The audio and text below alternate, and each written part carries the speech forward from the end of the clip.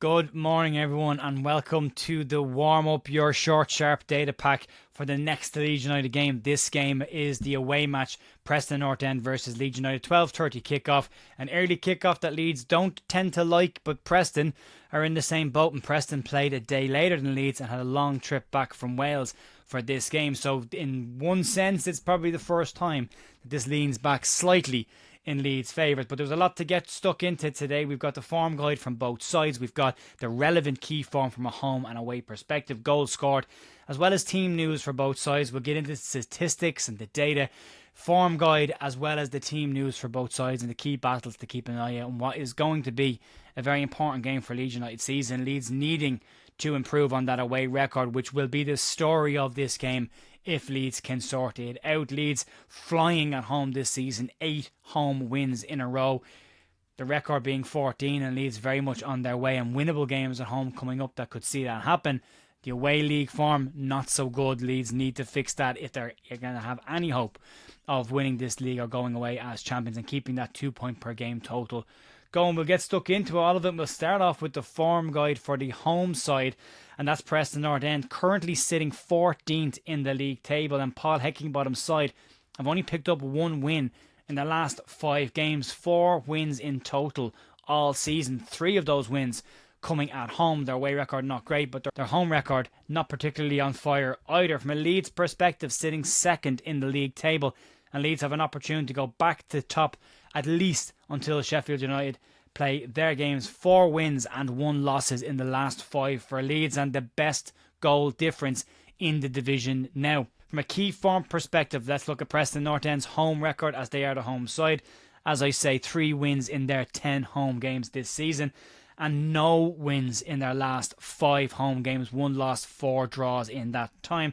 They've scored 10 goals in the 10 home games, 1 goal per game, but they've conceded 9 during that 10 as well. So just shy of conceding a goal every home game and scoring 1 goal every home game.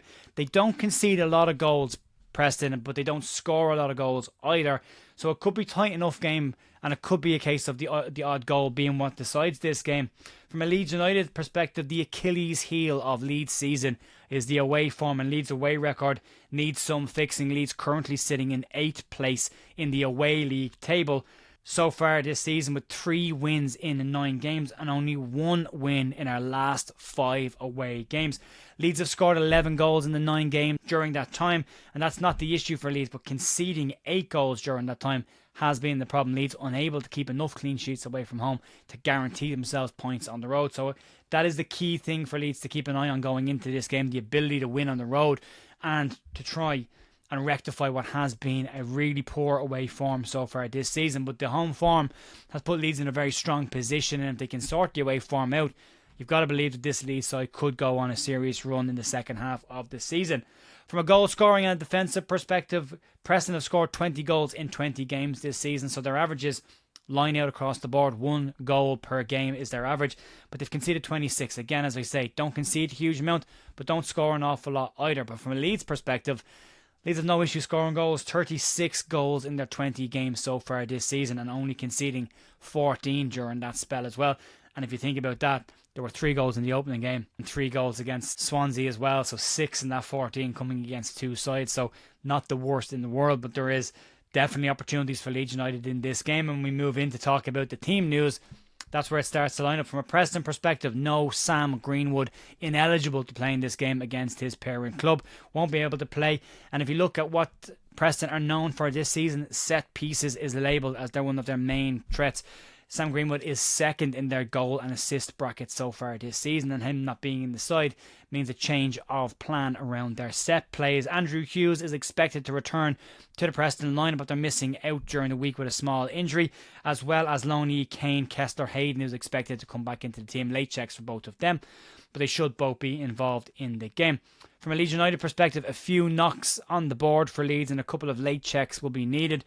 Late checks on Max Verber, who has a swollen knee after the game in midweek. Sam Byram came off suffering from cramp, and Leeds just need to manage Sam Byram's minutes coming into this game, and he could sit this one out. And Jayden Bogle still recovering from his injury, and he will be a late check coming into this game. But I think Verber and Byram will make the game. Hopefully, Isaac Schmidt Still not 100% according to Dan Farke, but could play a bigger part in this game if Leeds need the attacking force going forward. Or we could see Ethan Ampadu step in if he wants a more defensive-minded approach, as we saw with the change in midweek. Junior Firpo, as we know, out until mid-January with his hamstring injuries. From a team perspective, I would expect some rotation in the wide areas. This is likely to be Leeds United versus a low block again, and when it's compact and tight, there could be some changes needed around. You could see Largi Ramazani come in, but for me, I don't think he starts yet because he hasn't had a huge amount of minutes off the bench. But I think you could see Manar Solomon come in for Dan James and then utilise Dan James later in the game once it gets a little bit stretched. Willie Nonto, these are the kind of games that suit him. Nice, tight, compact games where he can wiggle around players and try and get shots away from distance. No change in number 10 for me. I think Brendan Aronson will continue there. 5 goals for him now this season. 1 goal off of Jorginho Rutter's total for last season. The more goals he can score, the more he contributes to this team, and that's all that's needed. From a key statistics point of view coming into the game, these are a few things that you should be keeping an eye out for. Preston have won just 2 of their last 13 league games against Leeds. They've drawn 4 and lost 7 of those. Leeds will be looking to avoid losing successive away league games against Preston for the first time since October 2006 under Dennis Wise. Leeds obviously losing this time last year during the Christmas period to Preston. 5 of Preston's last 8 games at Deepdale have all ended in a draw. Leeds have lost 2 of their last 3 away league games, as many as their previous 16.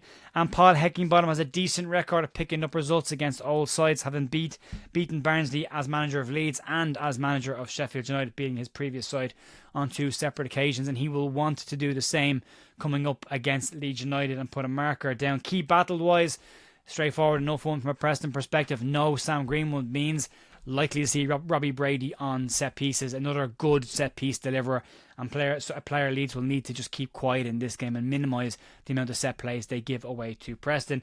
They need to keep an eye on Emmy Riss Jacobson, who is their leading scorer so far this season. 5 goals. If they can keep those quiet, get about their business, it could be a good day at the office. Leeds needing to score first in this game. When Leeds score first, as we know, Leeds win, and that is the all-important part of this game.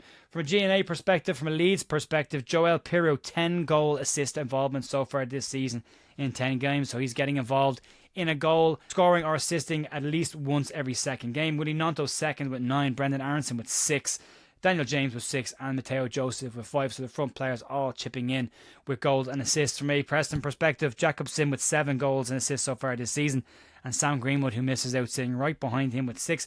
Osmacic on 3, Janssen on 2, and Story on 2 as well. From a team lineup perspective, I don't imagine a huge amount of changes for this, but I do think we will see some changes in the wide area. Personally, I'm going with Meslier in goal.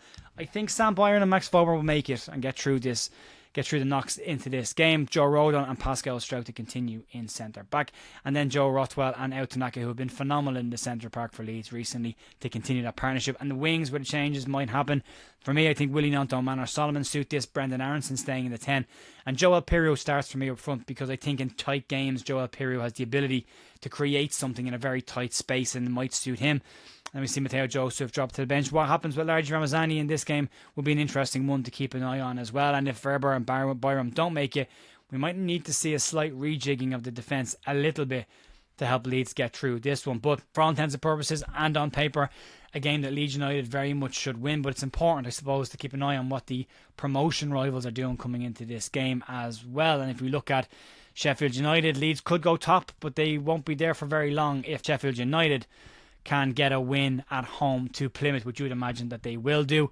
Burnley, who are right behind Leeds United, they have an away game at Norwich, which won't be a straightforward game, and you could possibly see a draw or Norwich even nicking that. Burnley not scoring a huge amount of goals either this season, and Sunderland, who are just starting to fall away a little bit, they have a game away at Swansea, which won't be too straightforward either. So plenty to play for Leeds, at least in those top 2 spots. And what is really important for Leeds right now is to remain in those top 2 spots and start to create a gap ahead of the teams that are below them in third, down to the end of the playoff spots, and that will come by improving that away record. So a good 3 points on the road today for Leeds sets us up nicely for the run of Christmas. Leeds have some very, very winnable games coming into Christmas. Sheffield United have some tough games once the year turns into 2025, and Leeds could be in a very strong position if they can keep pace between now and then. Folks, that'll be it for the match day preview. Enjoy the game. Fingers crossed for 3 points. And I will see you on Monday for the review of the Leeds versus Preston game. Fingers crossed, 3 points. Enjoy your weekend. Talk to you soon.